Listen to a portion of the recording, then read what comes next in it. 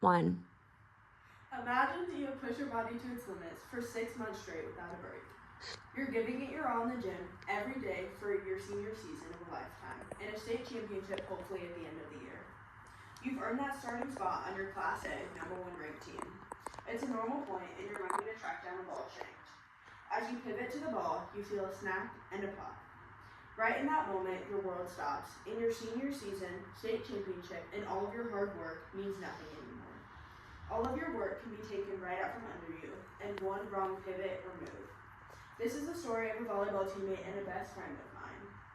Unfortunately, injuries like this are becoming more common among young athletes in sports. As a volleyball player myself, I've gone through the stress an injury can put on a young body. Yes, they bring pain physically, but they also take dreams away in the split second it takes. This is the reason that being educated on prevention and managing injuries is so incredibly crucial. In this speech, I will tell you about the 3 most common injuries in athletes today. First, the ACL injuries. This is most common where there's lots of changing directions, pivoting, and jumping present, mostly in sports like volleyball and in basketball. Next, rotator cuff or shoulder injuries. These are most common when overuse is taking place without the time to recover your shoulder. Lastly, concussions. This is an injury that cannot be taken lightly. They are possibly the most common in body-to-body or contact sports, like soccer or football. The first step to protecting yourself or your athletes is being knowledgeable on the signs, causes, and treatments of these injuries. The first injury is an ACL tear. This injury is most common in athletes who pivot and jump constantly. The ACL ligament is one of the most crucial ligaments in the knee. It stands for the anterior collateral ligament, or cruciate ligament. In sports like volleyball and basketball, ACL tears are very common. According to the Mayo Clinic, these injuries occur when athletes suddenly change directions, like this girl is doing right here. She's changing direction in order to get her hand under the ball. Also landing for a jump or stopping suddenly, which a lot of basketball players do. This puts immense stress on the knee and causes your anterior collateral ligament to possibly snap. When an athlete suffers an ACL tear, they will feel a pop in their knee and swelling will occur. They could also be sensitive to weight bearing. Right here you can see the normal side and the affected side after an ACL tear. They could also be sensitive to the weight bearing, which depends on the way the injury was sustained and how bad it is. Some people can go walking for days without having surgery. Women are most likely to have ACL injuries specifically because they're hormonally and anatomically different from men and other people. ACL tear treatment will typically include a 12-month recovery with additional surgery and physical therapy, according to the Cleveland Clinic. Lots of physical therapists will have their athletes get into a knee brace. This will help your knee not slide out of its place. That may cause patella problems and also possibly another ACL tear. Most of the athletes who suffer those will wear those after their tear. We've now discussed ACL injuries and we'll now talk about the common overuse injury, which is in the shoulder joint.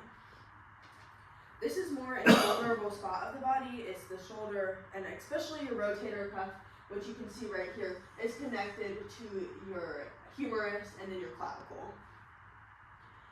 Rotator cuff injuries are common in sports with repetition movements like gymnastics, volleyball, and swimming. As you can see, all of these have more overhand movements. Whether you're hitting a ball or whether you're swimming, they still involve your rotator cuff because it helps move your arm around. The repetitive overhead movement is the most common cause of this injury. The stabilizer of the shoulder is this group of muscles and tendons. They almost smooth the movements of the shoulder, if you know what I mean, and they kind of cause your shoulder not to have that catching movement that is happening when you have a rotator cuff injury. According to the National Library of Medicine, overuse injuries now account for nearly 50% of youth sports injuries. This number needs to go down if we're going to have our young athletes putting themselves in vulnerable spots in sports. The overuse of this muscle and tendon group can tear, inflame, and upset them. Rotator cuff injuries can be noticed by increased shoulder pain, almost a catching sensation in the shoulder, and weakness and strength. A lot of our doctors that are diagnosing the rotator cuff injuries or athletic trainers will use that impingement theory. It's where you put your arm in multiple different places to see if it causes pain in that catching sensation that I said. This person has great form, which is something I will talk about in a couple of seconds. And a lot of our physical therapists for the recovery, they will have them do band work because it will build strength back into your arm. The shoulder treatment involves medication. It may involve surgery if the injury is severe enough, and physical therapy, which is what they're doing right here. Prevention for this injury is actually pretty simple.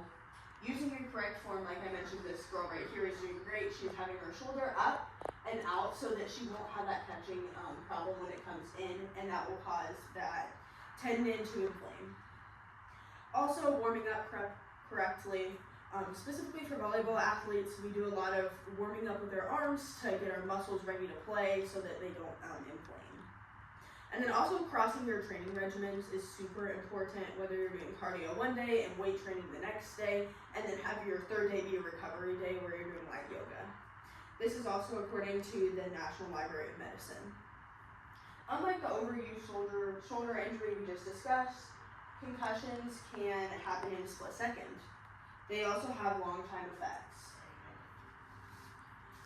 This is also our last injury that I will talk about today, and it's possibly almost the most important injury. It's an extreme head injury that occurs when there's impact to the head. As you can see in this picture, when a soccer ball impacts the head, it will stretch and bruise the muscles and blood vessels in your brain. According to the CDC, concussions can have serious long-term problems if not recognized and treated properly. Treated properly is the big thing in that sentence, because if you know how to treat your concussion, then you can heal it and have it not endure our second impact syndrome that I will talk about in 1 second. The signs of a concussion can be mild to severe depending on the grade of concussions, whether it's 1, 2, 3, or 4. They range from dizziness and sensitivity to light to memory loss and concussion loss. As you can see, our symptoms are up here and you can read them. So the next thing I want to talk about is second impact syndrome. This is one of the very big things that athletes need to know about today. And this is why it is so important to heal our brain before we return back to going to sports, because it can be fatal. As you can see, this person in the picture right here, she suffered second impact syndrome because she didn't let her first concussion heal, and it was unfortunately fatal. Our athletes should return to play with the doctor clearing them, and that is the only thing that should clear them. It should not be an athletic trainer, it should be a licensed doctor. Specifically me, I've had 4 concussions, so these safety tips are super important to me so that I'm able to continue playing my sport, and it's also important for our other athletes that have some same concussions to also take these very serious. The key is rest and limited activity. Athletes should also use our proper gear, which we can see right here. Athletes should be wearing helmets so that when their heads clash, they have something around their head so it's safe to use.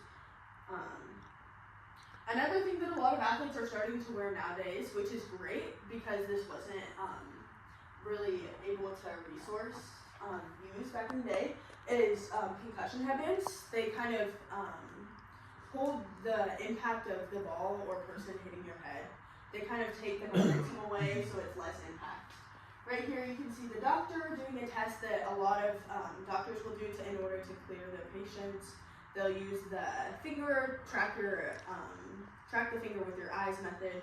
It just shows how slow your eyesight is and how good it is in order to come back to our activity. Then, to prevent concussions, athletes should wear the proper gear, like the concussion headbands and helmets. They should learn safe techniques and always report their symptoms, even if they seem minor. That is what the CDC is telling us. Now that you've been educated on common injuries like ACL tears, rotator cuff overuse, and concussions, I'm sure that you now realize how serious they are, especially in younger athletes, when bodies are still growing and they're still trying to adjust to the sport. I've witnessed injuries taking out people for weeks, months, and permanently. This is why it is so important to get ahead of your injury. have knowledge of it, and to prevent the injury. With this knowledge, we all can continue to love and be safe in our sports that we play, whether it's you or your daughter or your son. This information is important for everybody to know, whether you are the athlete, the coach, or even just someone supporting them in their journey. Now that you know how to prevent, treat, and realize the signs of these injuries, let's do better for our bodies and health. Prioritize yourself and your time and take care of your body now so that you can play as long as possible in the future.